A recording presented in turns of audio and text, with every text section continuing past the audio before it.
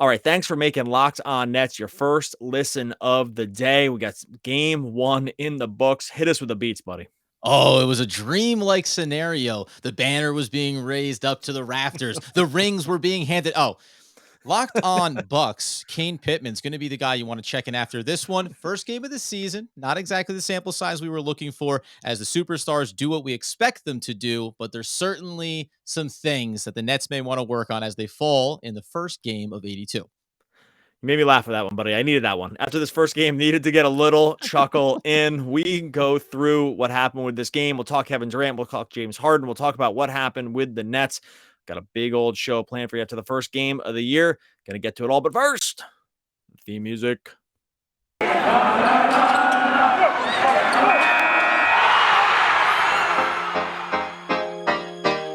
You are Locked On Nets, your daily Brooklyn Nets podcast. Part of the Locked On Podcast Network, your team every day.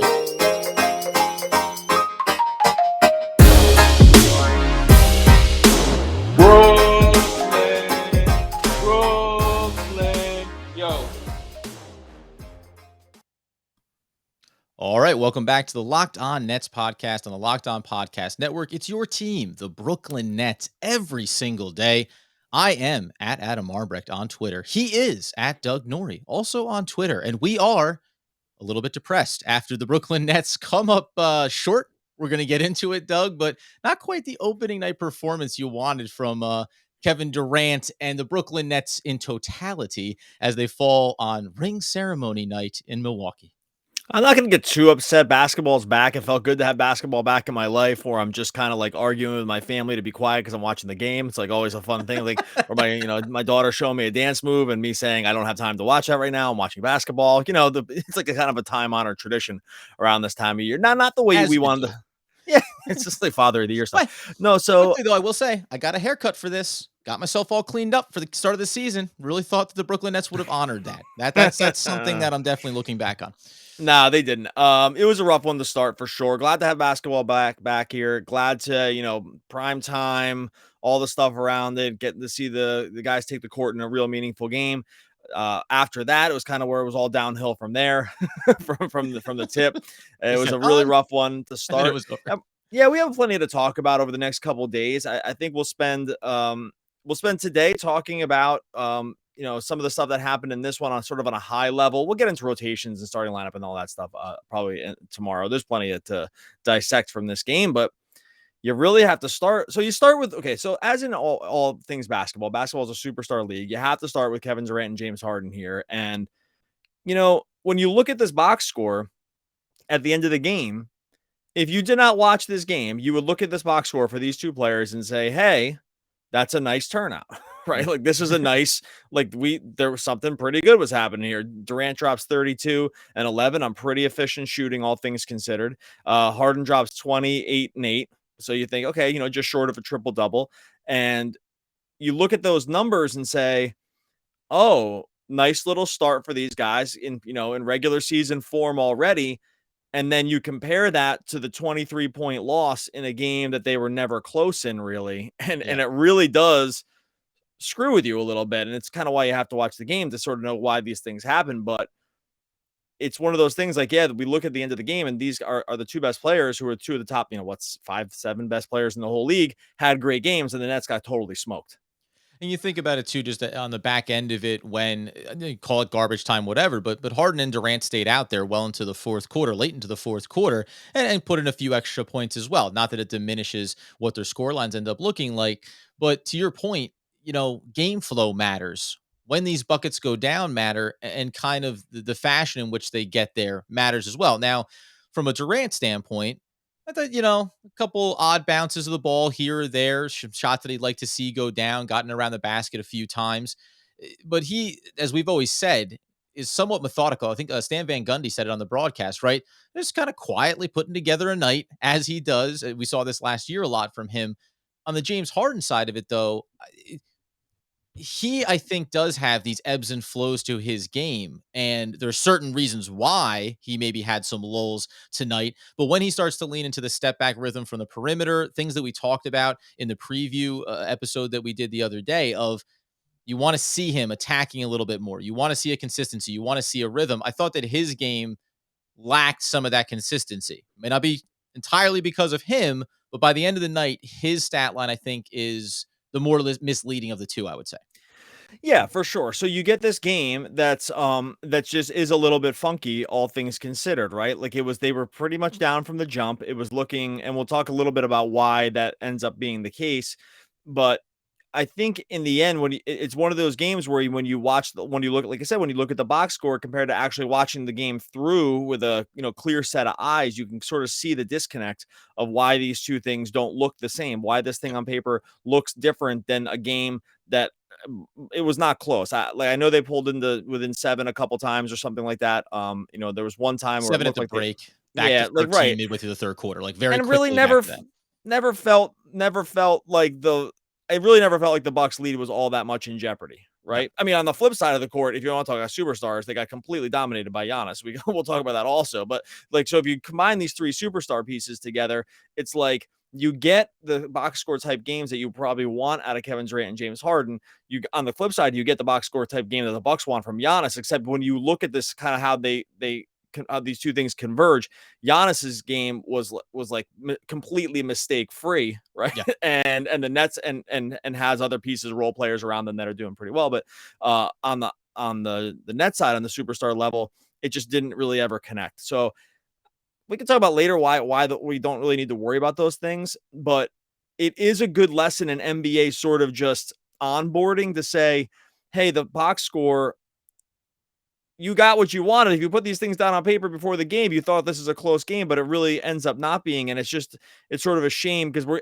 you could look at this and say, hey, we wasted one here, right? We wasted good games from these two Right. guys. And that, look, one of these things counts. It's game 1 of 82. These games mattered when it was the end of the season, especially against a team that really it is going to really matter against. So you kind of get what you want, but at the same time, you really didn't in this one. Yeah, no, you said that right too, right? Like not only that piece we mentioned, the important games. I mean, these are big matchups, and I'm sure if you're Kevin Durant, if you're James Harden, you wanted to make a little bit of a statement against the Bucks, on a championship ring night for them, and you lost them in the second round. We all know that. But you mentioned about the flip side of it, that was a championship, very familiar type roster coming back out onto the court and knowing what it was going to look like to have success. I mean, the footnote that Holiday went out with a bit of a high ankle or back heel injury for him. So he leaves this game and you still find yourself getting dominated in that regard. But it's not wasting performances of Kevin Durant and James Harden in this one. It was just process or a product of the process, right? The Bucks were doing everything that they wanted. Giannis was leading that as we would anticipate, but there was not the ability for the Nets, and a theme that we had last year sometimes, to change the game script, to force the Bucks to adjust to them. For the entirety of this game, the Nets were playing on their heels, playing to what the Bucks wanted to do and trying to counteract or overcome that. Superstars like Harden and KD are going to get their numbers. But when you're missing one of your other superstar players, you see how there needs to be a different level of balance and a different level of coaching and adjustment, I would say, on a possession to possession, quarter to quarter kind of basis. Yeah, and I think what we saw from tonight too with the Nets is that the superstars, at least for the whole season, are going to be really important, and they're not going to be able to carry them the entire time. This is going to need to be more of a team effort than, and I think they have a roster built for that. It did not work tonight for a lot of different reasons. The other pieces, short of like one guy, just were not. It was just not working around them. But it's a good lesson again in saying that it's a superstar driven league, but you do need the other pieces to kind of come through here on both ends of the court. And that just at no point did that happen for the Nets. At no point did anyone except for like, again, Patty Mills, like probably, but like, step up, not to bury that because we're going to talk about him a little bit, but other things need to happen here for the Nets for them to be a fully realized team. And we got a very glaring example of that tonight where it was like, right, there are, one, you miss Kyrie for sure. Two, it's just not good enough to have these two guys be good. And if you look at the two teams, you see the difference. It's like the Bucks had their superstar be great, and all the other guys were great. Yes. Right. And the Nets had their two superstars who were pretty good, and everyone else was pretty bad. Right. And that's how you end up with a game where they lose by 23 or something like that. And oddly enough, when you look at it too, and you say Kevin Durant, that performance, like there is this reminiscence. Again, this isn't an overreaction piece, but you think back to the playoff series where Kevin Durant is giving you all that he has, right? Toe on the line, all that stuff. But he is trying to drag the team across the finish line. That wasn't the vibe in this game. It's game number one. But it's that sense of remember, like, to your point, it's not just you don't just stand back and watch the superstars do the work for you. You have to be ready to step up in those opportunities. There's a myriad of reasons why it didn't work out for the Nets in this particular game. Not gonna lean into it and say sky is falling. They've done it all No, wrong. no, no. But it's the first indication that this is going to be a process for this team. It's going to take some time here, and you're not going to know. Maybe Shies. We'll get to him, Patty Mills. You're not going to know where some of that support is going to come from across this roster that does have a lot of new pieces. All right, we're going to get into some of the things that specifically went wrong here for the Nets. We have 3 different things that we're going to take a look at about where the game mostly slipped away from them. We'll get to some of the positives too, because there's definitely some positives to take away here. First, got to talk to you about our friends over at Sweatblock. We've been talking about Sweatblock for a while right now. If you've been dealing with this problem, getting up in front of crowds, maybe you've been thinking about, what shirt is going to hide sweat better. Maybe going for a quick uniform change because the shirt you're going to wear is already just sweated all the way through, or it's been pitting out all day. I've been there. I've been in front of people like this. I've gone through the rigmarole of trying to, change a shirt or think about what's going to hide sweat best. You don't have to worry about this at all with the Sweat Block wipes. You can stop excessive sweat for up to 7 days per use. It's doctor created and doctor recommended. Dry shirt guarantee. If Sweat Block doesn't keep you dry, you get your money back. They're putting their money where the mouth is. They just know that this stuff is going to work. I know it works. This stuff, Sweat Block just works. It's not just for your armpits. Throw it on the chest, back, feet, hands, anywhere where you've been sweating a little more than you want to. If you or someone you care about is dealing with excessive sweat, you have to check out Sweatblock. Get it for 20% off at sweatblock.com. Got to use that promo code locked on, just like our podcast network, or you can go over to Amazon and CVS. They have it as well. 20% off sweatblock.com. Promo code locked on, sweatblock.com. So you talked about the piece that we wanted to then get into after the superstars, and not a wasted performance, just the reality of what they put on paper versus what the result was in this game. 3 keys to the loss then, beyond looking at the box score and saying, well, Harden and KD did what you wanted them to do. A lot of these, I think, tie back into directly what we talked about in the preview for this game, things we wanted to start to get a sample size on as the season got underway. Not the best first sample. Yeah, I mean, we talked about this in keys in the questions that we wanted to see ironed out in the first game, and unfortunately, a few of them did not get ironed out. The game was still very wrinkly results. Oh my goodness, yeah. So let's start a couple of things. So a thing that was a problem for the Nets last year and continues to be a problem for them now is the opposing offensive rebounds. They just get killed on the glass, especially with other teams that have any kind of size or athleticism down the block. They just get killed on offensive rebounding. They were one of the worst teams in the league last year on opponent's second chance points. They're already starting off as one of the league's worst in second chance points. Because no one else has played so far, but 2, they allowed the Bucks to just do it again.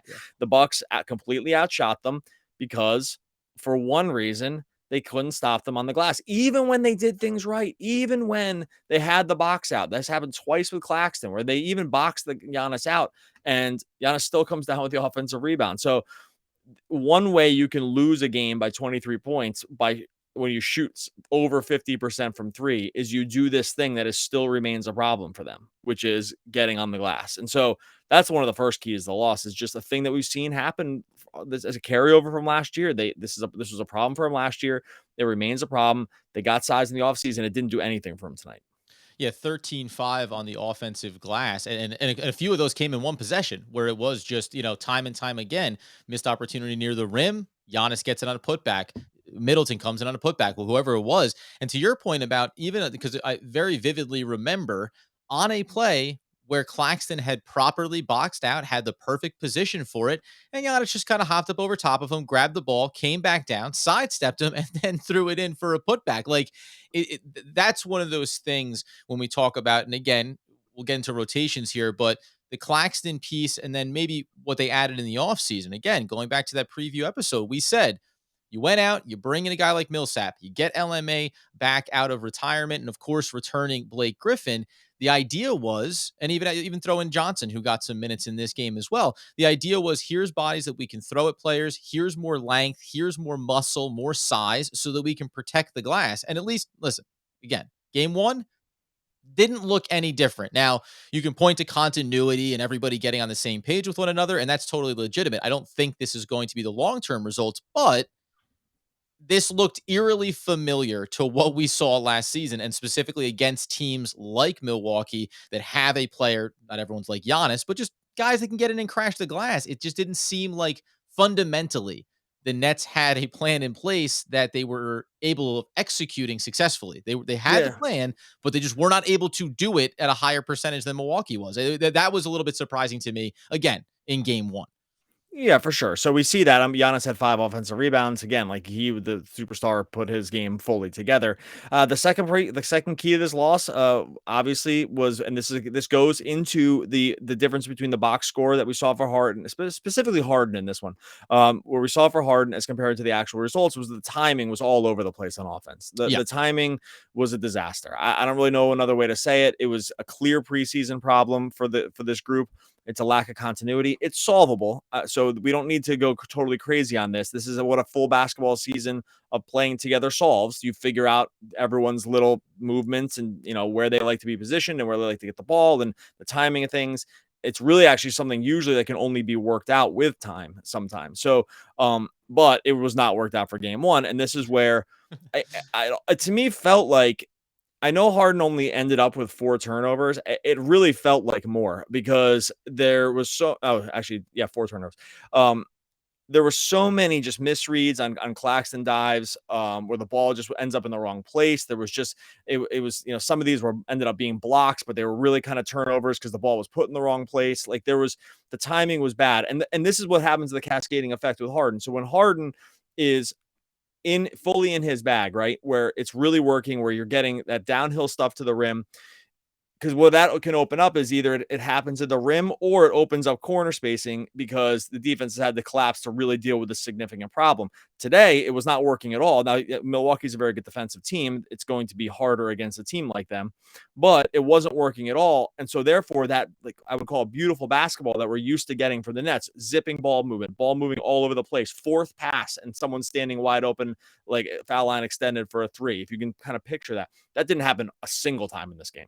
No. like that didn't happen at all. They did not have one good passing sequence that I can remember from this game. And so, by the way, some of those key sequences we talked about in preseason, right? The scripted play, couple 3-4 passes. Joe Harris ends up with a drill down 3 from the top of the arc, right? Yeah. We didn't get one of those in this game. Yeah, like Matt Brooks is great about putting this and about saying that they started off the game, and I'll give him credit because he's one that has dived into this. Like they'll start these games with these Chicago actions that are meant to sort of it's a pin down into a dribble handoff that they've run for Harris at the start of the game. They actually tried to run it to start this one, and it didn't work, right? So and then it's like kind of all breaks down, and not to say that was the story of the whole game. But they literally ran that play every single time, the first play of the game, every preseason game. They tried to run it in this one and it didn't work. And it's like, that had been their bread and butter to start the game and it didn't work. So I think but that's really not that one specific play isn't the problem. The timing in general, specifically with Harden and these guys, it was not there at all. And I almost think that they had more turnovers than they actually had here because there was just sort of like scrums with the basketball, balls that just kind of end up getting deflected and they end up being like weird plays. And so it was, I don't know where to put it. It was the timing was off among these guys, specifically with Harden at point of attack. Yeah, 13-8 in the turnovers. And like you say, I mean, it felt like there were more in there than not. And it's just interesting when we talk about centers, they always benefit from James Harden. And this is, Nicholas Claxton. He's starting lineup in this one. And it just at one point Harden turned away after Claxton had gotten one in, and kind of as it was said on the broadcast, looked up like, finally, like you got it. Now I don't know if that's is that a frustration with Claxton? Is it a frustration with himself? Just the game, like, hey, we're making the plays, we're executing, because a lot of those we'll get into it during the week here as far as the players around the stars. A lot of those were, to your point, it was a little late on the pass. The rhythm wasn't there. So it bounces off a leg, off a knee, off a shin, right? Like they weren't quite synced up on those looks. And it's weird too how things like that, those type of sequences, especially early in the game for Brooklyn and the way that they're predicated sometimes offensively, when those don't go, when those get broken up, the big factor in that, excuse me, is that it goes the other way in a hurry, right? Yeah. When those lob passes get broken up, well, Claxton's usually under the basket somewhere. The big is now lost. So now you're 5-on-4. It's going the other way. Milwaukee is quick in transition. They're lights out from the perimeter when they get some of those open looks. And that's really where you see this swing where all this, and it started from tip number one, but all of a sudden you're down 15, you're down 20. And every time in these couple of sequences, not about getting back into the game, but when you cut it close to 10 or so, it was one of those opportunities, didn't have the rhythm, ball gets loose, three the other way, back to 13, back to 15, and it just kind of extended that way. So I think that was a tie-in theme there. And the other factor, I think, off of Harden, not to pile onto him, is when you look at the fact that the Nets got to the line 5 more times than Milwaukee did, only knocked down 13 of 23 opportunities, but James Harden only got to the line 4 times. And I'll go back to what you said in the precursor. When you go into the box score and you see that he had some nice step back knockdown triples, and that's great, and the numbers look pretty good. But to me, in the absence of Kyrie Irving, him attacking and getting at the basket and forcing the issue is what starts to open up everything else for this offense, especially when you're staggering him and Kevin Durant. So, is 4 free throw attempts enough for James Harden? Probably No, not. It no, has to it's be no. closer to It's 7 or 8 a game, right? I mean, oh if yeah. not more.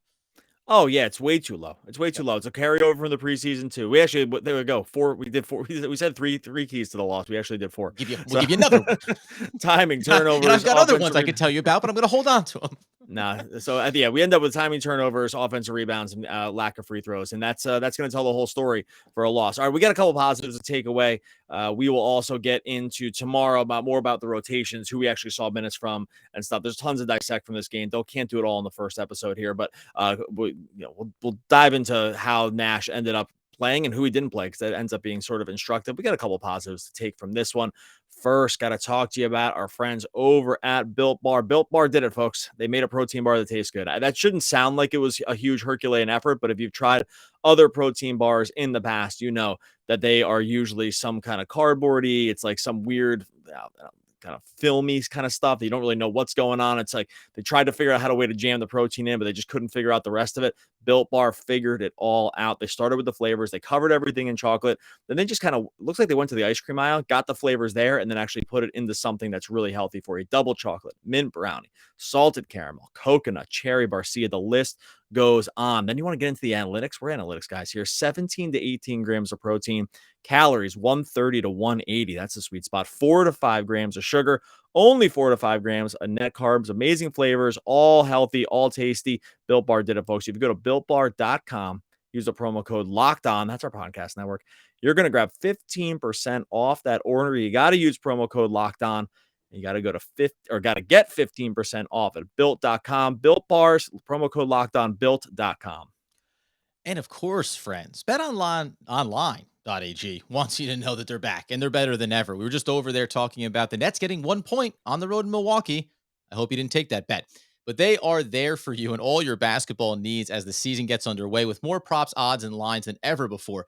BetOnline remains your number one spot for all the basketball and football action throughout this season. You can head over to the new updated desktop or mobile website to sign up today and receive your 50% welcome bonus on your first deposit. Just use the promo code LOCKED ON to receive that 50% welcome bonus on your first deposit. From basketball, football, baseball postseason, and even the NHL, boxing, and UFC, right over to your favorite Vegas casino games. Don't wait to take advantage of all the amazing offers available for the 2021 season. BetOnline is the fastest and easiest way to bet on all your favorite sports. BetOnline, where the game starts. Now, if I could lead us in here to some of the positives that we wanted to focus on, because again, it's game number 1. No reason to, it's not all over, just one game.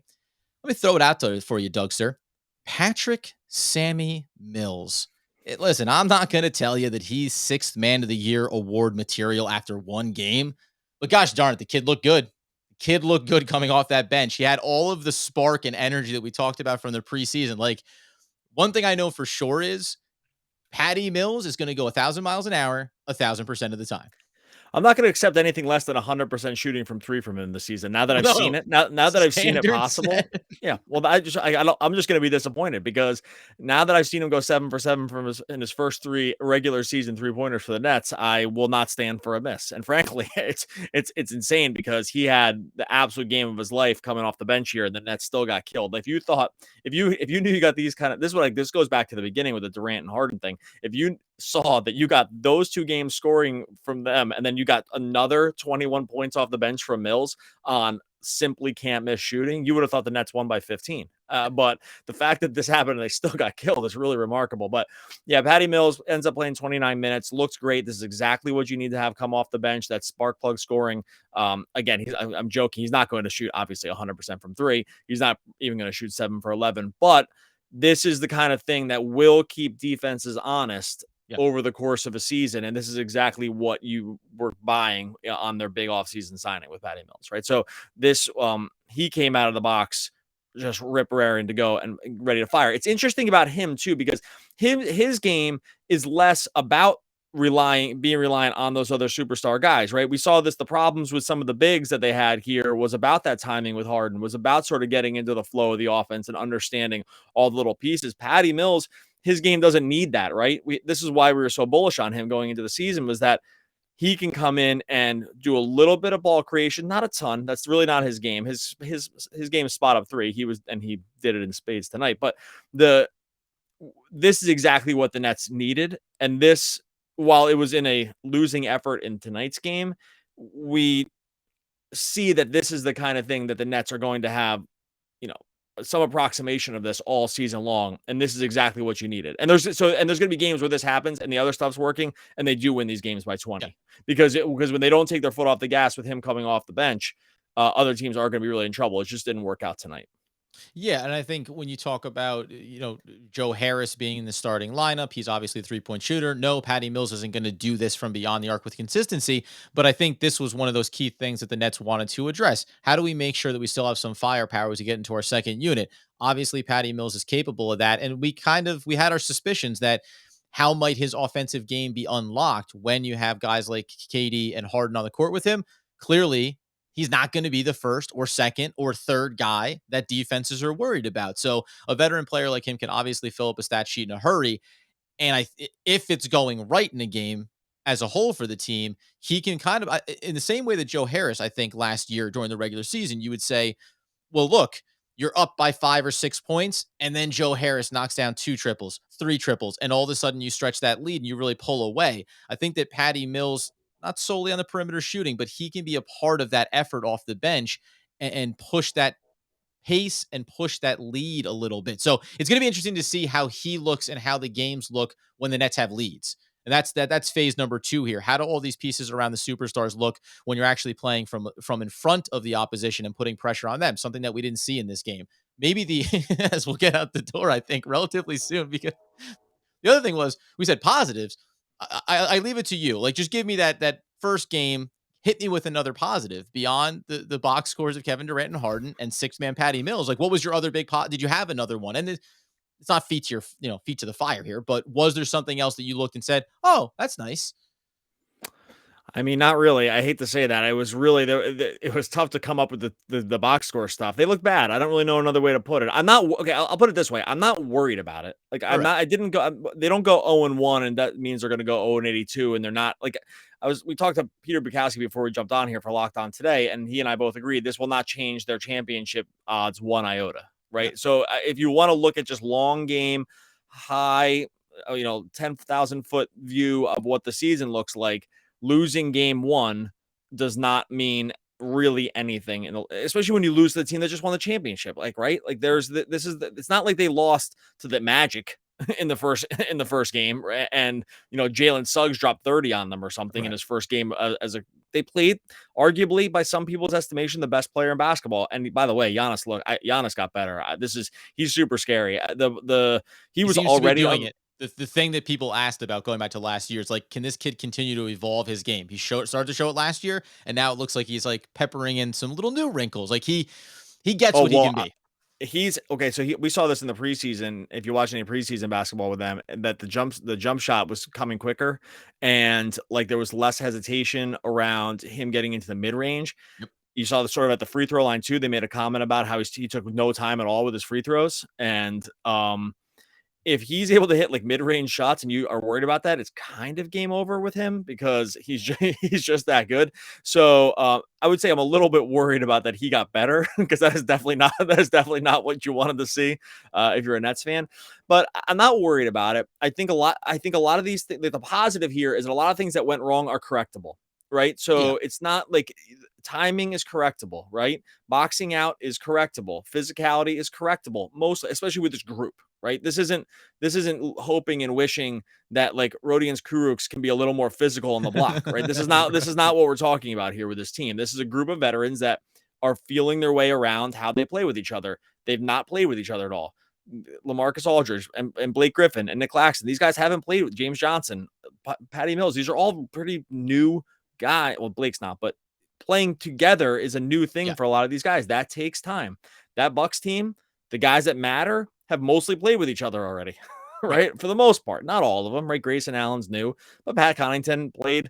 Jordan Orr was on this team last year. George Hill has played with this group before, right? So this is, and their three guys are totally in sync, even though Drew got hurt. So if you're looking at this from that level, there's no part of me that's freaking out at all about this at all. But I will say, if this kind of stuff is happening 10 games into the season, like we get 10 games into the season and we say 3 takeaways from the game are offensive rebounding was crap, like the turnovers were bad, and they look at us saying, okay, then I'd probably start to say, we're going to raise some kind of yellow flag and say, hey, there's might be a problem here. But after one game, no. No, everything we said in the offseason. If you liked all the pieces in the offseason, you don't stop liking them after game number Correct. 1 of the NBA season. So that being the case, you still point out the things that weren't good, areas you want to see them correct. And we'll have a few days to continue to dissect it before they get back on the court on Friday night. But ultimately, it's a 127-104 loss that didn't look so pretty. And that's all right, because you still have superstars on your team and you still believe that you're on the right path. All right, we're going to be back tomorrow. We're going to talk about the starting lineup a little bit. We're going to talk about some of these rotations. We'll talk about just sort of some of the stuff Nash did here that was a little surprising, I think, and like things that we might expect to carry over. Thanks again for making Locked On Nets your first listen of the day. If you're listening to if you're following other sports teams in the area, Locked On Giants, Locked On Jets, all these, Locked On Knicks, God forbid, like you Locked on Rangers, can go over. Locked on Islanders. Come on, yeah. Exactly. There's Locked On for every single team you follow, so go follow them as well. Just want to say thanks for making Locked On Nets your first listen of the day, and make sure you're going and checking out the YouTube channel. Every episode and more is going up on YouTube. Seeing those numbers really climb. Jump into the comments on YouTube too. People throwing out stuff, just ideas. It's a good way between that and Twitter to get in touch with us. But make sure you are subscribing to the Locked On Nets YouTube channel. The link will be in the show notes. And fellas, all our dreams can come true if we have the courage to pursue them. Walter Disney. Oh, RIP, one of the all-time great poets. We will be back again tomorrow talking more Brooklyn Nets basketball.